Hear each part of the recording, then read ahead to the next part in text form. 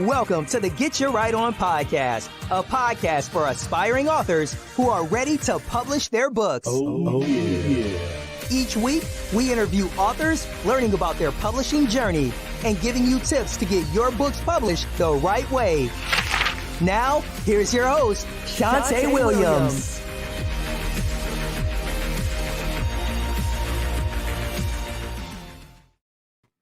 Hello, everybody. Welcome to another episode of Get Your Right On podcast. I am your host, Shante Williams, owner of Relentless Publishing House, where we help aspiring authors who are ready to self-publish their books. You guys, I'm so excited to come with you. This is season 2. And so, listen, it has been an amazing season so far, and I'm just so excited to be here with you guys. So listen, you guys, today's episode is being sponsored by Faith Chat with PRW, a resource to encourage and uplift the soul. Have you had your faith chat today? Rehearse it, read it, release it, speak it, activate, walk in it. That is our episode host, Faith Chat with PRW, Phyllis Welch. I'm so excited, you guys. So this evening, we have author Leah Forney with us on this evening, and I'm so excited. She is a 7-time published author. She is an audience attraction coach, podcast host of Hey Queen Thrive. She is an award-winning entrepreneur as well as Amazon bestseller. She has a passion for helping others heal from their own traumas by sharing her truth in a raw and transparent way, you guys. So let's welcome Leah to the Get Your Right On podcast. Hi, Leah. Hi, Shante. Thank you so much for joining us in season 2. It is definitely an honor to have you with us. Thank you for having me. You're so welcome. So listen, let's get down to the nitty gritty. So all of our season 2 authors, I asked them, what lessons what do you wish somebody would have told you about publishing? And I know that's a loaded question because we all have our ups and downs and stories like, OMG, I wasn't ready. Listen, I'm sitting here like, how much time do we have? Because it's so much that I wish I knew. I think the first thing that I wish I knew was the importance of knowing your audience and who you're targeting. Because when I wrote my first book, I think I just was like, I want to target just women. And women alone is just broad. It's like, okay, what kind of women? Single women, married women, know. So the importance of really narrowing it down, because I had no clue about that starting out. I think the other thing I wish people taught me was the importance of like headshots. Because I remember when I wrote my very first book, I kid you not, and this is gonna make you laugh, Shante, but my publisher at the time, she was like, since you're titling the book Unapologetically Me, we should put a picture of you on the cover. So I'm like, cool. So I can start going through my phone, sending her all these selfies. Like, here, pick one. And she's like, no, we need a high resolution photo. And I'm like, high resolution? What is a high resolution photo? Like, in my mind, I'm like, Android is high resolution. Like, what do you mean? And she was like, no, you're going to have to do a photo shoot. And you're going to have to get some real photos. And again, clueless. Like, what? So you got to do a photo shoot. You got to have headshots. You got to do, like, those are definitely 2 things that I'm like, early on, I wish I knew. And then I would say I wish I knew that there's a business side to being an author. Like, I think a lot of times we think that we write the book and we're done and that's it. And then it's like, okay, that's a product. What are you going to do with it? And I tell you, I didn't realize that until I was listening to, I think her name's Nicole Roberts. And she said on one of her lives, I was asking her about, having this book. And she was like, okay, your book is a product. What's the business? What's the brand? What are you doing with it?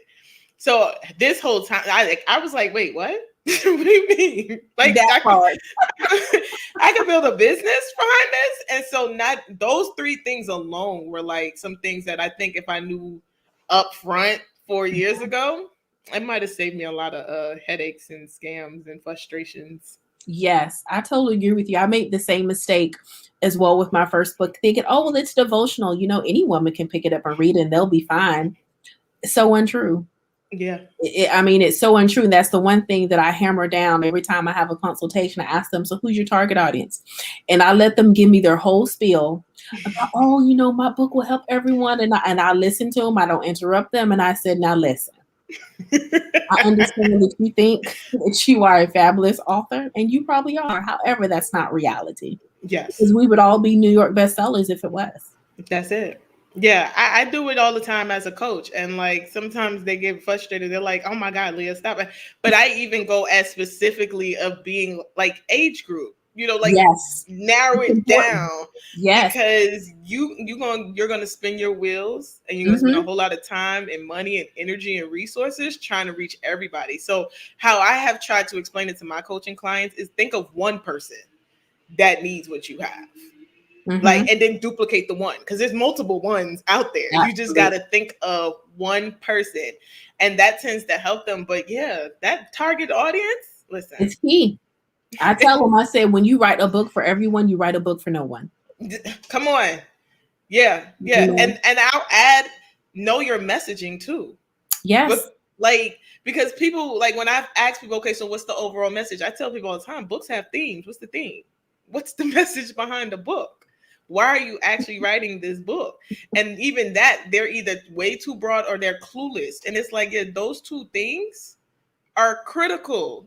Because then you'll stop wasting time, money, and energy trying to reach everybody. Because you'll know specifically who you're talking to.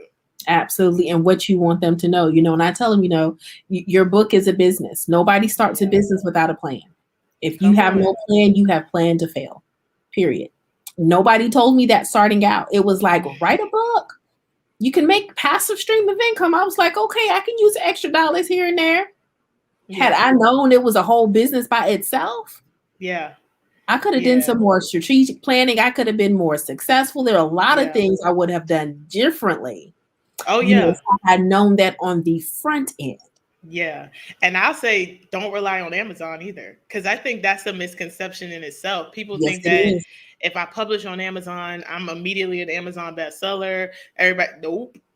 I tell people I don't make that much royalties in Amazon. I told them to look at Amazon like Walmart. It's strictly convenience. That's it. Thank you for housing it. Because it's convenient. It's reliable. It's trustworthy. Yeah. They're paying for Prime. They don't have to pay for shipping. That's not where you're going to make your money. Not at all. Unless you have a following like Joyce Myers, T.D. Jakes, Beth Moore, Priscilla Shire, you can forget it, right? Yeah.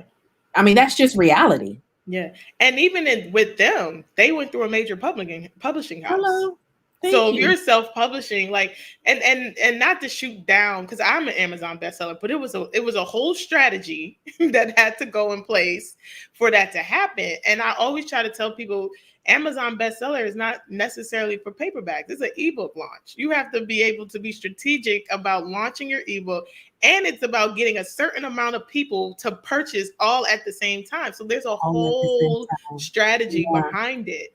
That I think that's a big misconception. Oh, I'm gonna put it on Amazon and it's gonna sell. And it's like, no, honey, you got to do marketing and promoting months ahead of time. Like, and if you're marketing when it's in your hand, you're already behind the 8 call. You're already behind the 8 call. Come on, you are, and you have to. And I try to teach my clients there's a difference between marketing and promoting, right? Because promotion is continuous. Like, you're not just, okay, the book is out, boom, everybody go get it. No, like I challenge all my clients that work with me, like, I need to see you at the end of every training promoting your book, even before it comes out, because what people forget is that it builds the buzz.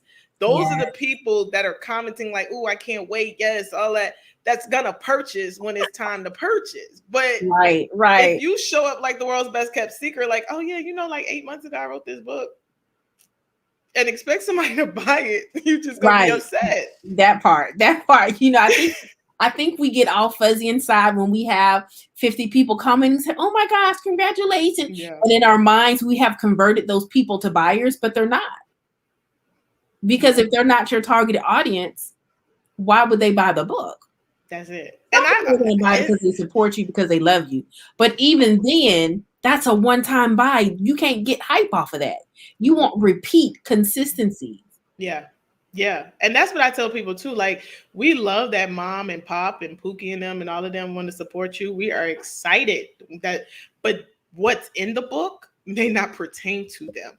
So the other thing that I try to teach my coaching clients is bundling, right? Because people want to support you.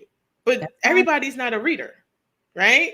So what else can you put the title of your book or the message of your book on? Is it a t-shirt? Is it a mug? Is it a journal? Is it something that's tangible that they're like, you know, I still want to support you. I'm just not going to read that book. Because I've had people say that, like, Leah, I want to support you. I'm not reading that book. Okay, cool. Buy this t-shirt. Like, you know, like, here's another way to support me. Thank you. You know, because everybody's not a reader. That's right. And then some people just don't want to read it because you wrote it. Let's just be honest. Come on. And I wasn't gonna go. See, I wasn't gonna go there, Shantae, but since you brought it up. Listen, I tell my clients, yeah, what you crying for? Mm-hmm. Just because you did it for them does not obligate them for them to do it for you. Yeah. Yeah. And I think a hard pill for some of them to swallow. Yeah. I support it. When you get finished drying your tears, has that added any money to your bank account? Yeah. Yeah. That's a big one. That's another one that I think I wish I knew too, because you think that your family's going to show up and support and they're going to be excited. And I tell people all the time, I can count on one hand how many family members bought my stuff. I've probably gotten more sales from strangers, people I ain't never met in my life that have supported me before family. And I think that's the biggest misconception, is that people think that, oh, my family's going to show up and they're going to buy and they're going to, and it's like, they may or may not. Let me tell you something. It wasn't until I published maybe my 8th book, which was Grace Ford, which had my picture on it, that I have more friends buy it than all the rest of my books. And in the back, and you know, I was well over, you know, the fact that there, you know, people that I support don't support, or oh my gosh, I can't believe, I was well over that, but I was just shocked, you know, that it took the 8th book for them to be like, you know what, she may have something going on here. Let me just go and buy this book. Right. Mm-hmm. It could have been my pretty picture. I don't know. You know. Yeah. Yeah. Because you know what I've learned? People would rather watch you than support you. Yes. Mm-hmm. So they sitting back watching. They like, oh, what's she doing over there with her little publishing house? Like, I love when I hear those little comments, like her little business. Wow. And it's like, oh, okay, but this little business making money. But thank you. You know, so I think that's what it is. People would rather watch you than support you. And then it isn't until they feel like you're catching fire all of a sudden. And it's like, oh, what is Shantae over there doing? Let me go. Right. The same thing I've been doing. There you listen, trying to get better with every time. Yeah, but it definitely is. And I think those are some wonderful tips that sometimes aspiring authors haven't really taken to heart or even thought about. I think sometimes we get so caught up in the hype and, oh, I'm going to write a book and I'm writing a book. But then you realize the book that you wrote doesn't even match your target audience. Mm-hmm. Because if you're going to target audience millennials, your language cannot be that of baby boomers. Mm-hmm. Number one, they're going to be wondering who you're talking to. Yeah. Yeah. And if you're marketing that on Facebook, they're not going to buy it because they're not on Facebook. They think it's for old people. That's it. So and language is key. Yes. Language is so key. I tell my coaching clients all the time that knowing your audience is twofold, because you'll use their language, right? Yeah. But then you'll also show where they are and market to them. Listen. People assume that everybody's on Facebook, and it's like everybody ain't on Facebook. Your audience may not be on Facebook. I have a client now that's doing a children's book, and I tell her, your audience is twofold. You're targeting the child, but you're also targeting the parents because they're paying for it. So you have to know those things and then know, where are they? You know, everybody swears, oh, Facebook and Instagram. No, that may not be your audience. Your audience may be on Twitter. I tell people, if you're targeting corporate women, you shouldn't even be on Facebook because they're on LinkedIn. Hello. Like, you should, you know, like, that's why it's so important to know your audience, because you will be spending so much time on social media and they might not even be there. So then you're frustrated because you're not making no money. Exactly. Your audience sets the tone for the entire process. Yep. And that's one thing I try to teach and preach. And it is just like, either you're going to define it or you're going to be always defining. Mm-hmm. One of the two.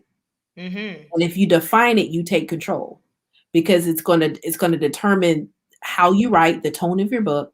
It's going to determine how you market. Yep.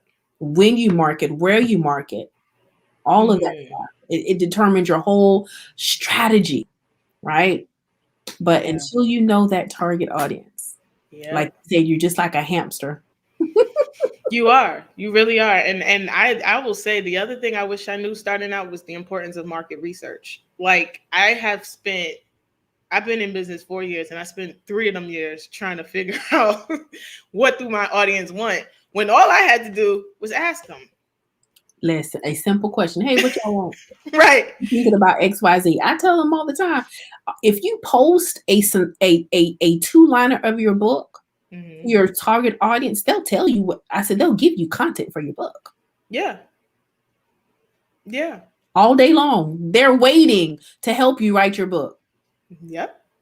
It's critical to take them on a journey with you. And that's what I teach my clients. Like, that's why I challenge them to always post about it, because even when you have options for your book cover, post it. Hey, I'm considering a book cover. Y'all help me figure this one out. Like, that's your audience. Those are the people that's going to buy it. So wouldn't you want their feedback on what it is that you put on the cover of your book?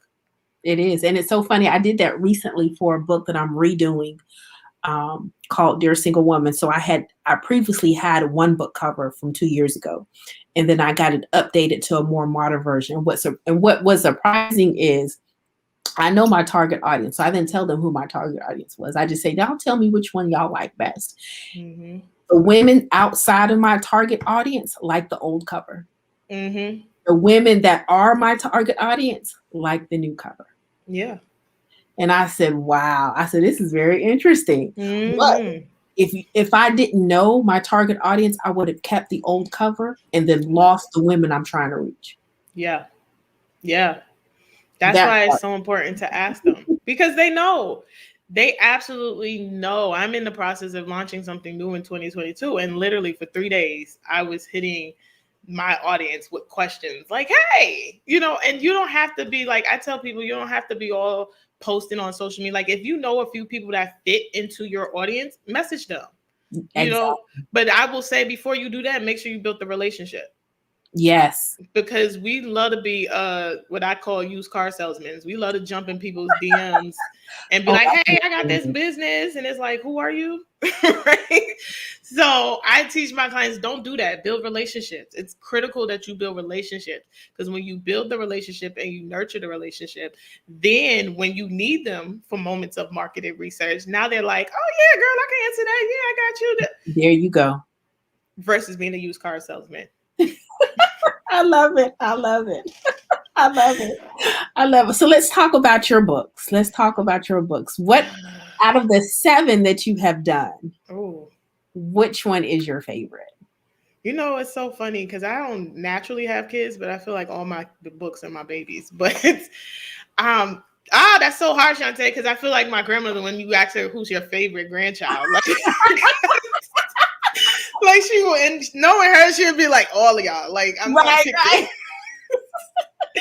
But I would probably have to say my favorite would be my third one, Defining Moments. And I say that because it was the story. It details my personal journey with grief, and having to bury 5 loved ones in 1 year, and really relying on my faith in God to get me through that season of my life. It started with my fiance passing away unexpectedly, and then 4 more significant deaths between 2018 and 2019.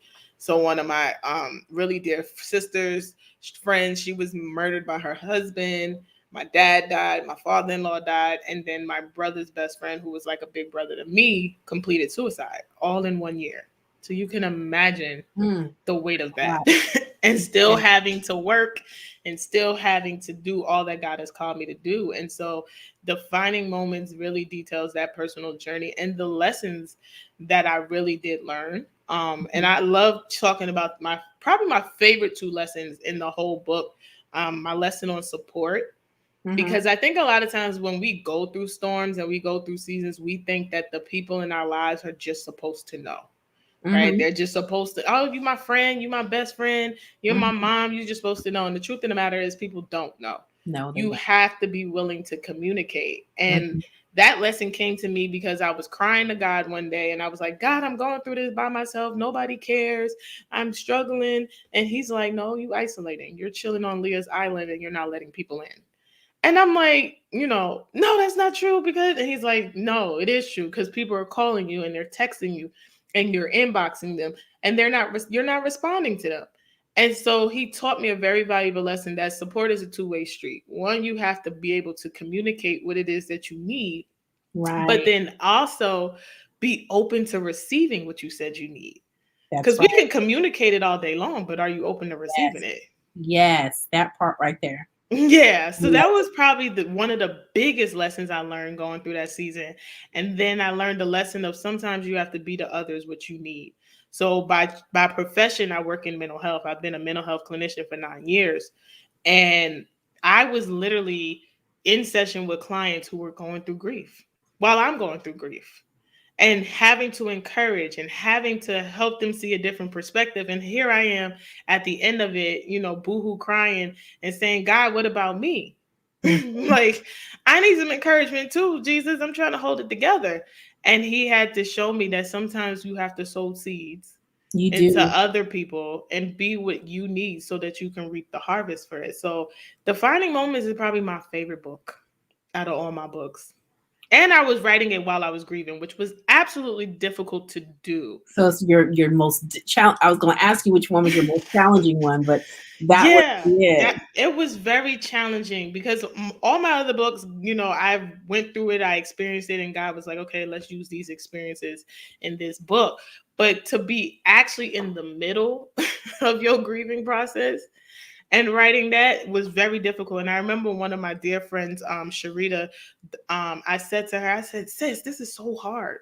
Like, this is hard to write this book because I'm still living it. And she said, and those are the best books to write because it's Mm, going to be raw, it's going to be fresh, it's going to be, and like, it's probably to this day my best-selling book because I put it all on the pages. I left no stone unturned. I made it very clear, like, this is what it was like going through all of that in 1 year.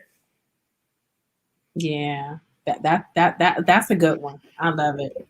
Thank I you. love it. Defining moments. That is, and sometimes people wonder, why we do things. So sometimes we don't do things necessarily because we want to. It's because we're called to. Yeah. And sometimes when you're called to something, it's not the most comfortable. It's not always fun. It's not always a bed of roses.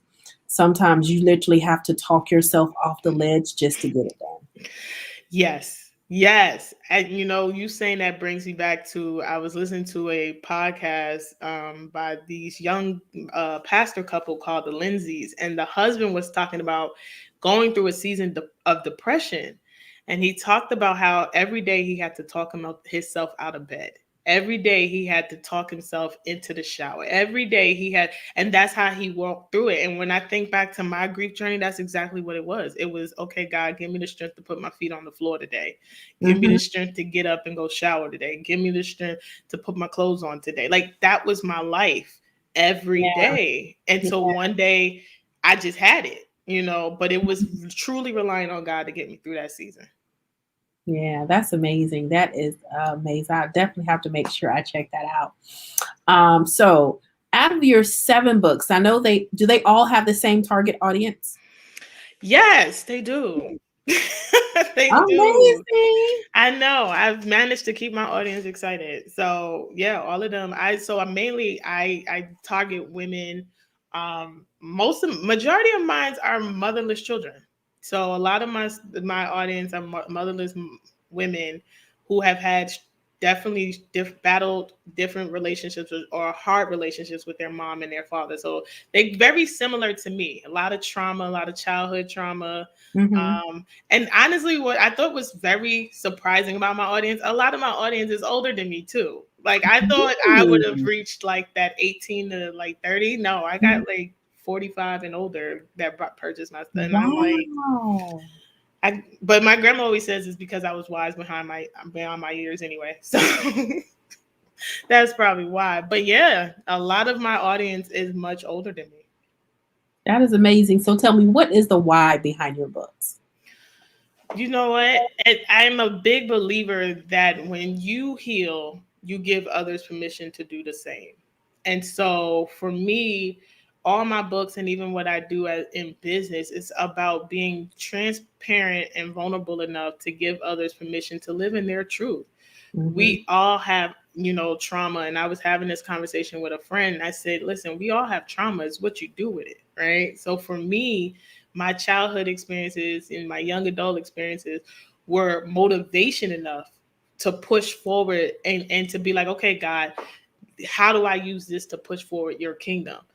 For a lot of people, they get stuck in their pain. And so what I do when I write is I want to show people that pain has purpose and that there's really another side to pain. If you can get unstuck, because we get, we stay stuck in what happened to us when we were 5 and 10 and and we're grown. We then went on, had families, all of that, and we're still there.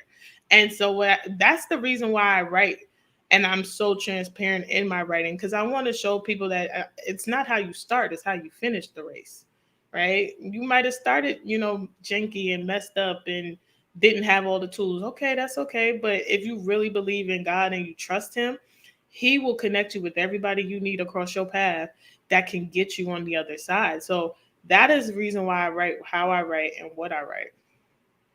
I love it. I absolutely love it. When you heal, you give other people permission to do the same. And that's so true because one thing I find out, a lot of people think they're the only one suffering. They're the only one going through. They're the only one that's dealing with that particular pain point. They're so caught up in pain that they don't realize that somebody else has made it out through the exact same thing. Yeah. But a lot of times, sometimes once we get out, we just like, oh my gosh, I made it out. I don't want to. That's it. And we don't really think to go back and get somebody else. Right. And so I think it's important. I know for me, it took me a long time to really get over the shame and guilt of being a teen mother. I was a mother at 15. And so, but when I was able to get over that hurdle, despite what other people thought about me, I also able to help so many other women who were still struggling or, oh my gosh, I went through the same thing and I didn't know. And it just blew my mind. I was like, oh my gosh. Yeah. So from when I realized that, from that moment on, I said I would never, ever cheat anybody else out of healing because I'm worried about what somebody else thinks. Yeah. Yeah. I tell my coaching clients, you are the solution to somebody's problem. The Bible tells you that the world is waiting on the manifestation of God's people. You are God's people. So you have to then show up, right? And not be afraid to say, look at my scars, but look at what God has done and how he has brought me out and then reach back. I think a lot of times in business and entrepreneurship, we get caught up in who's in front of us. Right. We want to get on the next level that, we might be on level 9 and we're looking at who's on level 15. And God is like, yeah, but what about those that's on 1 to 8 that need you? Right. That you haven't gone back and helped bring up to level 9. So we get caught up in that. And I've been guilty of it, looking at who's ahead of me. And I'm like, oh, I want to be that. I want to do that. And God has to be like, yeah, but you got these people on this level that need what you have. And so I think that it's so important to stand in your truth. Listen, I tell people all the time, Martin Lawrence said it best. He said, I'm not waiting on E! True Hollywood to tell my story. I'm not waiting on somebody else to tell my story. So you have an option when you're writing a book. You can either tell it or be a character in somebody else's. That's it. That's your option. Somebody else could tell it from their vantage point. So I would rather be the one to tell it and be very transparent about it. That's why I tell people I'm an open book. There's nothing I will not talk about, because what people fail to realize is the power of your voice is that you shut the mouth of the enemy when you open up your mouth and speak your truth, because then he can't get you there. That's right. People don't get that. And that's why it's so important that, even the Bible tells you open up your mouth, right? Because then you shut his. Because let's be honest, there are times where the devil wants to use your past against you. He wants to remind you of what you used to do. He wants to remind. So if I speak it, you can't get me there no more. Nobody can tell it better than me. So that's what I wake up every day to do, to shut the mouth of the enemy. Okay. And just be honest. But then also, like you said, when you step out of your own shame, you find out so many people are just like you. Yeah. You know, I just recently started talking about being an angel mom. Never talked about losing a baby 12 years ago. And the minute I opened up my mouth about that, because I was in that place of shame, I had so many of my friends, people I didn't even like, I'm friends with you on Facebook. We connected, everything, had no clue. And they're like, I'm an angel mom too. I lost a baby too. And I'm like, really? Because again, the trick of the enemy is to make you believe that you're going through it by yourself. There's it. Isolation. I'm telling you. I love it. Isolation. So it is. There is power in our story, and nobody can tell our story better than we can. So for those of you who are stuck, who are froze because you're afraid to speak, you're afraid of what people are going to think, here's one thing that I learned. People are going to say what they want to say, regardless of what you do and don't do. Mm-hmm. So never allow the fear of what others may do to stop you from doing what you're supposed to be doing, which is purpose. Yes. Which is purpose. And so, you know, I talk to a lot of authors, and some of them have amazing stories, and they've said, you know, I'm afraid of telling my story because of what my parents may say or what my family members say. Everybody doesn't know what I've gone through. And I've told them, I said, but it's your story to tell, right? Yeah. And I told them, I said, all you got to do is change the names. Mm-hmm. Take out landmarks that would be memorable. You can use a pen name. There are ways of telling your story to get it out of you. Mm-hmm. Some of us need to release. Come on. You're frustrated and stressed because you're holding on to all that stuff that you were never created to hold on to. Release it. Set your own self free. Right? Yeah. And if you don't want to do it in a book, start a blog. Mm-hmm. Get a website. Nobody has to know that you're the author. Yep. I mean, there are a lot of ways of getting around that. But I hear that a lot. You know, of people just afraid of what others. And I get it, because I used to be there too. Yeah. I understand that pressure and that stress, and it's just like, oh, you know, it's just easier to forget about it. But it's still burning on the inside. Yeah. Yeah, it's so true. There's a book that I highly recommend as a mental health professional. It's called The Body Keeps the Score. Like, as much as we want to believe that we have gotten over it, our body is clear that you have not, because you're storing it. Yep. Whether you want to admit it to yourself or not. And I tell people, all it takes is one trigger and you're right back in that place. So why not release it? Why not get yourself out, you know, get it out of you so that you're a better person, right? Yeah. Because for me, like, my motto is healed people hear differently, do differently, and see differently. Yes, when I'm healing, I'm no longer speaking or hearing or seeing things from my trauma. I'm seeing it from a way different vantage point. Yeah. And so I think that for me, writing is therapeutic. Even when I'm not writing a book, I'm journaling. I tell people I probably am a journal addict. I swear I pick up a new journal at least once a month. And I know God be like, pick up another journal, because you don't need like, seriously, I got so many journals and they all got something in it, but they not finished. But I like journals. I'm like, oh, that's pretty. I know, me too. I'm like, oh, that's cute. And knowing I don't need one, but you know, I am an advocate outside of mental health therapy. I'm an advocate for writing. Like, get it out, release it, get it on paper, so that, you know, again, if you're not ready to write a book, cool. Like you said, write a blog. You know, go live about it, talk about it, whatever you have to do, but know that somebody is waiting for you to step up to the plate. Somebody's waiting for you to show up. You know, I tell all my clients, if you've survived anything, it is your obligation to go back and help somebody. If you have survived domestic violence, sexual assault, divorce, listen, there's somebody that's going through it right now that has no way or no clue of how to get out of it. It is your obligation to go back and help those that cannot get out of it. My bishop used to always tell me, you are the voice. So what do you say that somebody else can't say? There you go. That's it right there. That is it. I love it. I love it. Oh my gosh, we're having a wonderful discussion. We can go on for a real long time and forget that we recording this podcast.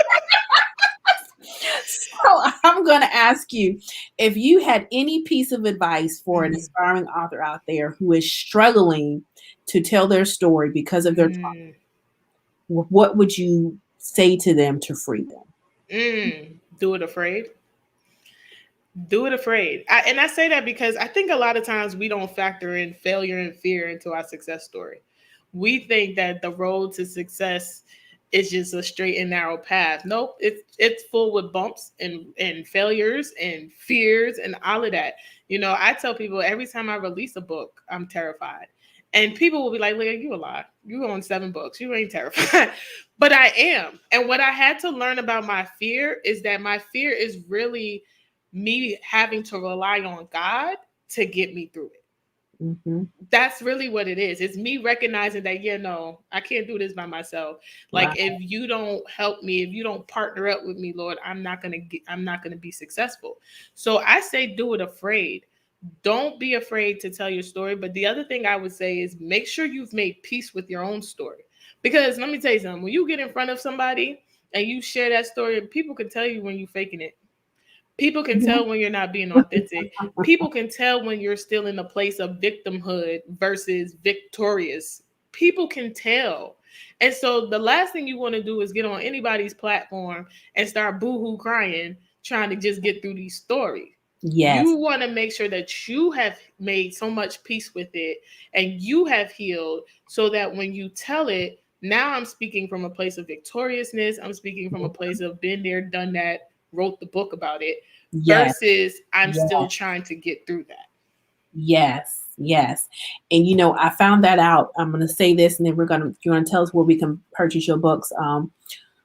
When I started my anthology series, There Is a Jewel in You, and it was women who became mothers at young ages, you know, between, 13, 19 years old, teenage mothers.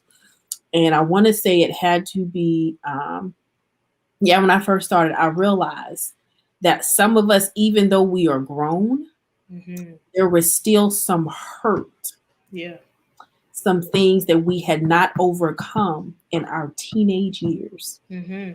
And we could not write from a healthy place if we were not healed. So for every one of those anthologies, I had one of my dear friends who is a certified licensed psychotherapist do a group session with us to help us get over the hump and be able to write from a free place.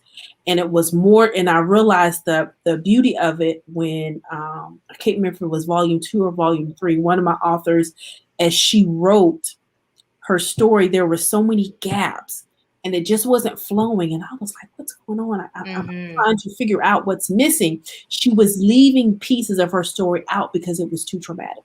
Yeah. But after we had our session, she was able to go back and to fill in the pieces. And so then everything made sense. And so I realized some things that if you know you're supposed to write about, that you may need help releasing some stuff that you cannot do by yourself. Do not be afraid to get professional help. Absolutely. Because that was the best investment I ever made for those ladies in all 3 of those volumes. I mean, I was just like, OMG. Yeah.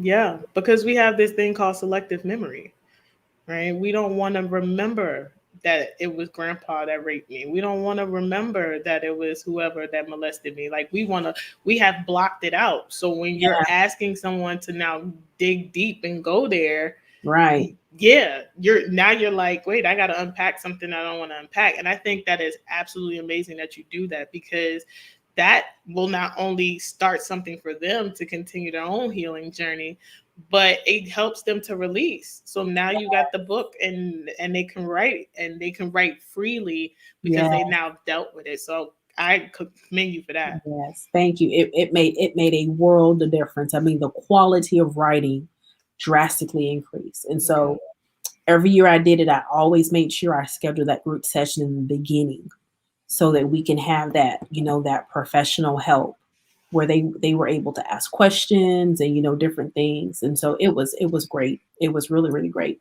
So now let us know, how can we purchase all 7 of your books, Miss Lady? Yeah, you can go straight to the website. www.leahmforney.com is where you can get all my books. I'm still uploading as we speak. I've been doing a lot of revamping on my website, so you'll see a whole lot of new stuff up there. But most importantly, definitely you can click and subscribe to my email list on there, because I would love to let you know what I got coming up. Yes, awesome. So you guys see the website on the screen. It will also be in the show notes for those of you who are listening to this on the audio platform. So we want to make sure that you go to Leah's website. Make sure you purchase a book or two, shop around. Maybe you need her for your services to help you get started. Whatever it is that you do, let's make sure that we show her some support. So Leah, I am so honored that you decided to hang out with me on this evening for our season 2 Get You Right On podcast. I appreciate you. I salute you for everything that you're doing, not just as an author, but also as a mental health professional. Thank you. And Thank you so, so much, Shantae. I oh, you're appreciate so it. welcome. So welcome. So there is somebody has a question. Helen, you can go ahead and ask your question because I'm getting ready to wrap up and end the podcast. So you can post your comment. We got a question on YouTube. So thank you so much to all of our viewers. However you are watching this, either live stream or you're watching this on the audio platform, we thank you so much for your support. And also, if you do have a question and we don't get to answer it live, you can always send it via email to info@relentlesspublishing.com, whether it's for me or the author. If it's for the author, I will forward it to them so that they can respond to you. So, Leah, I thank you so much for joining. Again, kudos to you for everything that you have done. Do you have any new books coming out? Let me ask that question.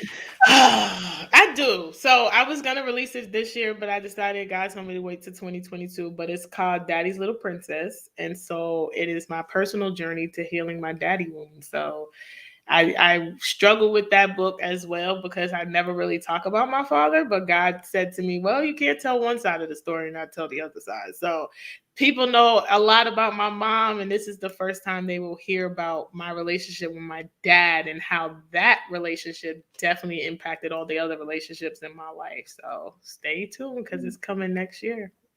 Awesome. I love it. I love it. I love it. I cannot wait. I'll make sure I subscribe to your email list so I can figure out when that book is coming out.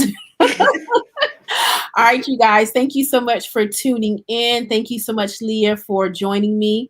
All right, you guys, so we have a couple of resources for you guys to take a look at if you are interested. So for all of you aspiring authors who are looking to publish a book and you're not sure where to start, we have the Aspiring Author Kit for you. It comes with an author's publishing planner and workbook.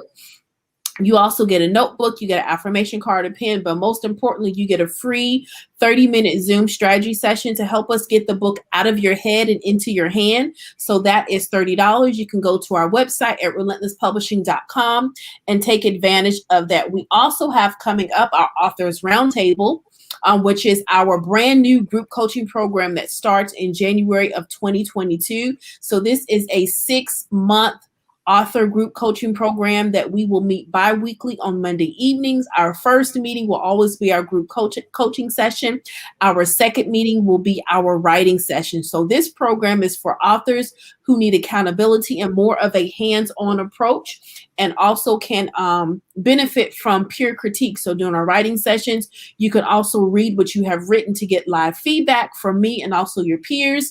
This coaching program also comes with a publishing package. So you can do the full service publishing package, or you can do the children's publishing package. You get 25 free books, 100 postcards, and I will also be able to interview you on the next season of the Get Your Right On podcast. So for those of you who say, you know what, I'm ready to publish, but I'm not exactly ready to invest that amount of money so just now, but I am looking at maybe doing a journal, guess what? We got you covered. We are hosting our last workshop for 2021, and it is how to create a journal. So we have been getting a lot of inquiries for people who are interested in how to create a journal but don't know where to start. So we're going to help you out. So on Monday, September the 20th at 8 p.m. Eastern time, we are going to host our journal workshop. In this workshop, we will help you identify your target audience for your journal, organize your ideas into a journal format. We will give you tips on how to create your journal to provide specific solutions for your target audience. You'll also get marketing strategies and some sample formats. This workshop also comes with a workbook. It'll be a PDF fillable format so that you can also take notes and create as you are going along. There will also be a live Q&A at the end.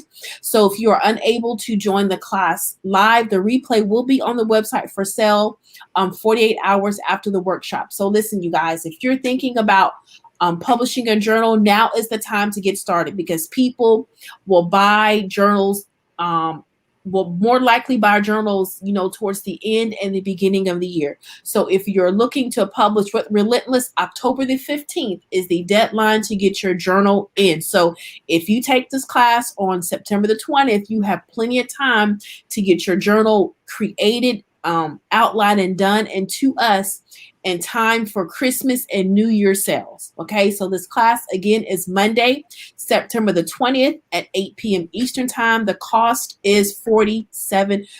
So listen, you guys, I'm so excited. I thank you so much for tuning in. This has been another episode of Get Your Right On podcast.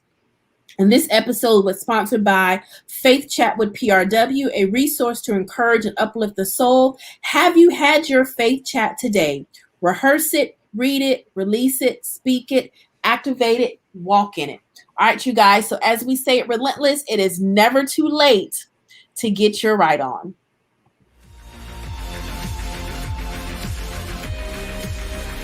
Thanks for joining us this week on the Get Your Right On podcast. Make sure to visit our website at www.relentlesspublishing.com.